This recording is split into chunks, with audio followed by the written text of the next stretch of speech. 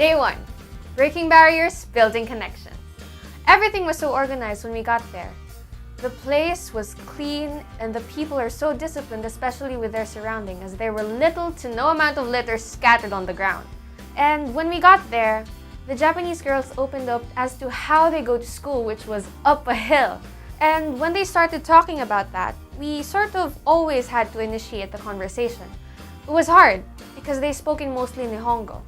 It was difficult because we couldn't understand some of the words that they were saying, but that didn't stop them from still trying to communicate with us in English, which was highly appreciated. Now from that, we witnessed how accommodating the Japanese really are, which sort of broke the cold and scary exterior that we've always associated with them. Day 2, leaving footprints on the steps of Kyoto. It's hard not to be interested in Japanese culture because it's so eccentric and it was so vibrant. We were able to wear kimonos and it was actually just such a struggle at first because of the many layers, but it was such a big symbol in Japanese culture and we were able to walk the steps of Kyoto. We also noticed that there were not only tourists who were renting kimonos, but there were also locals wearing the kimono. So it was a huge testament of how they try to preserve their culture as much as they can. Day 3, bounded by faith, one with God. That day, people from different cultures all came together to celebrate God. It showed that we all had a connection regardless of what we look like or where we came from. Being able to attend the Mass held in different languages was an amazing experience. It was quite difficult at first, but it made us feel that we were really bounded by our faith and by God's love. Day 4, pride in preserving culture. On that day, we went to Himeji, where the Himeji Castle is located. We climbed until the 6th floor of the castle, and when we reached the top, we saw how beautiful the place was. We realized how prideful and persevering Japanese people are. Keeping and maintaining the castle is another element on how they preserve culture. On that day also, we went to Kobe Sanemiya, where the Chinatown is located. We strolled around the place and we saw how the Chinese culture influenced the Japan in some way. Day 5, classes in Kobe College. We had a basic Nihongo class taught by Hajime Sensei. He was very patient with us because he knows that, of course, it's not our first language. And we were also mixed with other Japanese students from Kobe College, and they were also teaching us as well while the class was going on. And they were very energetic. It was really welcoming. It made us feel more confident to interact with the students outside of class because we already knew the basics of the language.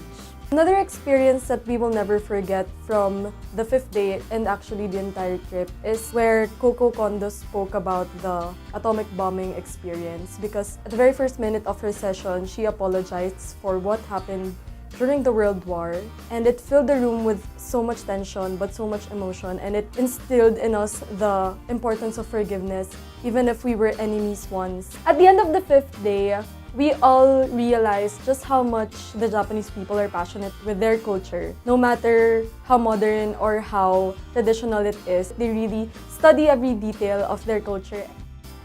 Day 6 of War and Peace.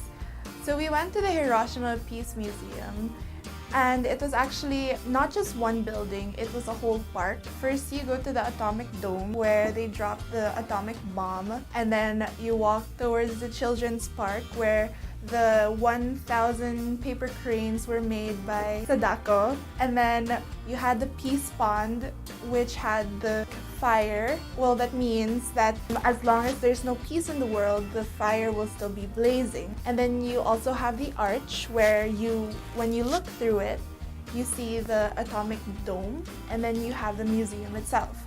So while we were there, we noticed that there were preschool children, as young as preschool children, learning about the Hiroshima atomic bombing. Even at such a young age, they learned about it and they're aware of it because it's part of their history. Day 7, over flowers and cups of tea.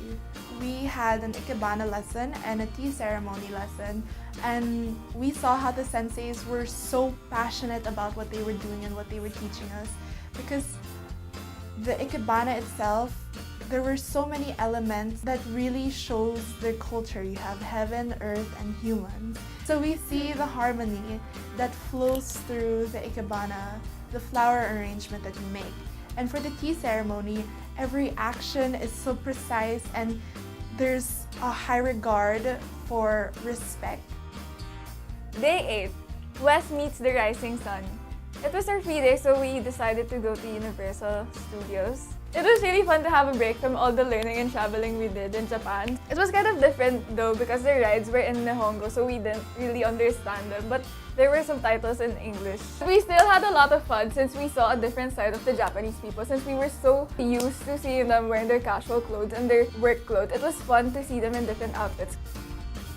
Day 9, A Taste of Japan. In the morning, we attended the Kobe College School Festival, and it showed us how participative the students were of the activity and also their organization. It made us really grateful that we got to experience that. And their school festival showcased a lot of their items and food and activities that were prominent in Japan, which ups their loyalty and love for their culture.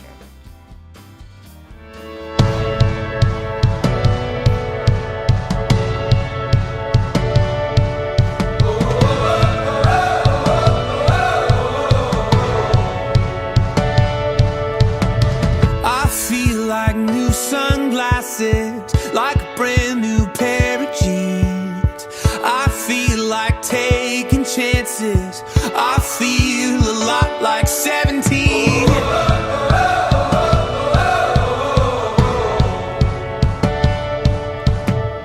I feel like windows roll down new city streets and cabs. I feel like anything can happen, laughing.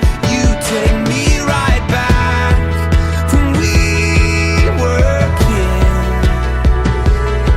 Never thought I'd feel like this. Like when I close my eyes and don't even care if anyone sees me dancing. Like I can fly and I don't even think of touching the ground. Like a heartbeat skip, like an open page, like a one-way trip on an aeroplane. It's the way that I feel when I'm with you. Brand new.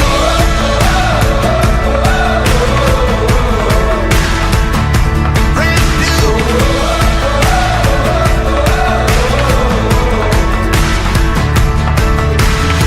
I feel like a young John Cusack, like making big mistakes. Thanks, Assumption! I feel Thank you, like Assumption! for the Thank you, first Assumption! time in Thank you, a long Assumption! time, Thank you, I am Assumption! not afraid. Thank you, Assumption! Feel like Thank you, Assumption! Arigatou gozaimasu! never thought it'd feel like this. Like when I close my